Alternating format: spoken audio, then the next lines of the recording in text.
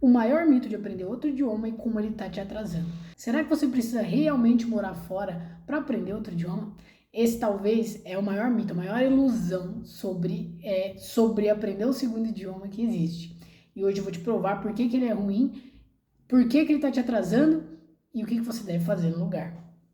Prazer, eu sou a Maria, professora de inglês há mais de 8 anos e aficionada em idiomas, atualmente aprendendo meu quarto idioma.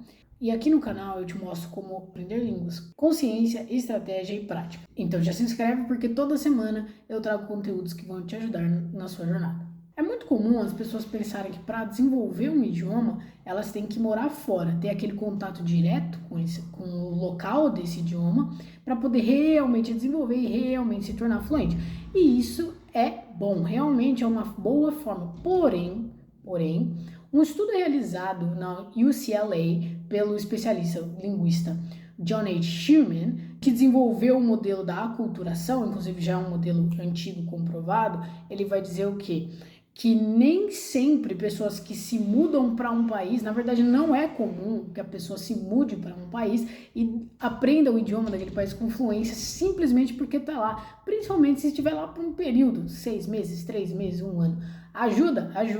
Te traz fluência? Não. Por quê? A fluência depende de outros aspectos e depende muita coisa de você, não só do ambiente onde você está. Mas eu vou chegar lá. Esse modelo do Schumann, inclusive, ele vai te mostrar que o foco no resultado, a pessoa que tem o maior resultado, ela tem esse maior resultado dependendo do nível de integração cultural que ela tem com aquele ambiente. Ou seja, só você estar lá fisicamente não é como se você fosse aprender aquele idioma por osmose, certo? Você precisa ter uma integração social muito intensa com o espaço, com as outras pessoas, e você precisa chegar ao ponto de troca com aquele idioma, já vou explicar o que eu quero dizer por isso, para você realmente ver uma mudança grande. Do contrário, você pode ir para lá, passar meses estudando lá, voltar até melhor do que você foi, certamente voltará melhor do que você foi, mas, primeiro, que você não vai alcançar a fluência em 3, 6 meses, 1 ano, se você não tiver o nível de integração correto.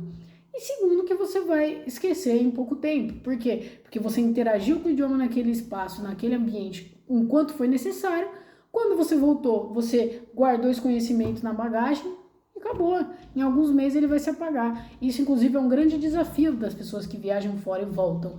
Tentar, aquelas mais esforçadas, tentar manter vivo o idioma na sua mente.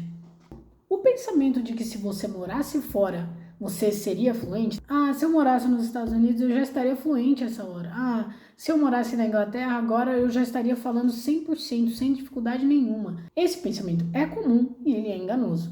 Estudos de Stephen Krashen, um linguista famoso ainda vivo, defendem o contexto de comprehensible input, tá? Ou seja, aprender vem de ouvir e ler em contextos que você entende, que você realmente compreende. Contextos que te possibilitam interagir com aquele idioma. Então não é simplesmente ouvir qualquer coisa e você vai aprender, sentar lá mais uma vez, como se fosse osmose, como se fosse você fique lá passivamente sentado e o conhecimento vai chegar até você. Não é assim que resolve. Inclusive com os avanços da internet, da tecnologia, da forma com que o mundo interage entre si, em outras palavras, com o fato de que a internet aproximou muito o mundo, é muito possível você ter uma boa carga de comprehensible input, ou seja, desse input que é compreensível a você, que o seu cérebro realmente consegue usar como material, sem você sair de casa, sem você necessariamente viajar no mundo. Eu sei que hoje parece que sua vida é só casa, trabalho, estudos, e que não parece possível encaixar isso na sua agenda, mas acredite, não só é possível, como você colocar um pequeno espaço de tempo daquele idioma que você quer aprender na sua agenda todos os dias vai te fazer aprender muito mais do que se você simplesmente passasse um mês fora e voltasse. No longo prazo você vai ganhar. E eu digo mais, eu sou a prova de que isso funciona. Eu aprendi inglês sozinha aos 15 anos, basicamente só recebendo comprehensible input, sem saber na época do que isso se tratava, claro. Agora pode falar a verdade. Quando você interage com o idioma, se você já está naquele ponto que você entendeu que você precisa ter um input cultural para te ajudar, independente de você estar no Brasil ou fora, você sente medo na hora de falar? Na hora que você para de ouvir e começa a ter que falar, se expressar, ou mesmo escrever em inglês, isso te dá uma pane no seu cérebro? Isso te assusta, te trava? Isso é comum, acontece com quase todo mundo e não é um sinal de que você não consegue. A pesquisadora Meryl Swain vai chamar isso, inclusive, de Output Hypothesis, que basicamente vai defender o quê? Que você precisa não só do input, daquilo que entra no seu cérebro, como você precisa do output, ou seja, da prática ativa do idioma. Você não vai aprender um idioma só ouvindo, você precisa falar, você precisa abrir a boca.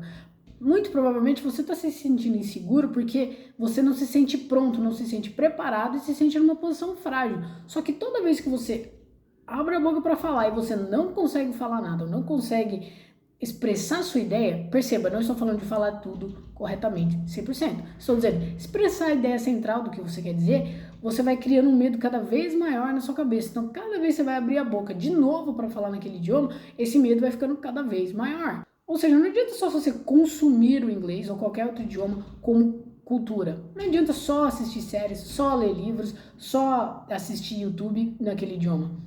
É como você achar que só porque você jogou horas de videogame de corrida, na hora que você sentar na frente de um volante de Fórmula 1, você vai sair arrasando na pista. A verdade é que você muito provavelmente vai pilotar a sua morte. Aqui é a mesma coisa. Quer dizer, sem a morte. Você precisa realmente sentar na frente do volante. Mesmo que seja de vez em quando, aos poucos, dar uma volta só, entende?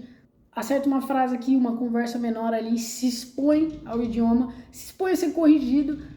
Então, sim, nesse momento, se você tem a chance de falar com pessoas que falam aquele idioma, é ótimo. Se você tem a chance de falar com outras pessoas que também estão aprendendo aquele idioma, também vai funcionar muito bem, certo? Às vezes até falar sozinho, se gravar, já ajuda muito, muito. Vai por mim. Eu praticamente aprendi falando no espelho. Dá medo de errar, dá medo de travar, dá medo de parecer ridículo. Aqui eu abro um parênteses, inclusive, das minhas aulas de coreano, que foram um desafio nesse sentido.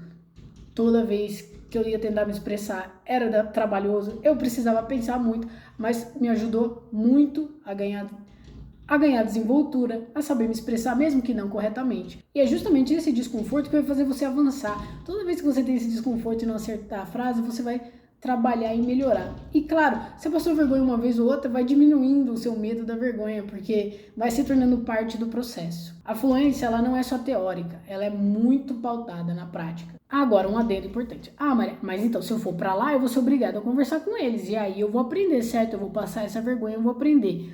Aí que tá. Muita gente, quando viaja pra fora, muita gente quando viaja pra fora, vai passar um tempo em outro país, se esconde do idioma. Pode até ir com isso na cabeça, mas chega lá, a pessoa ela não está tão disposta assim a enfrentar o idioma.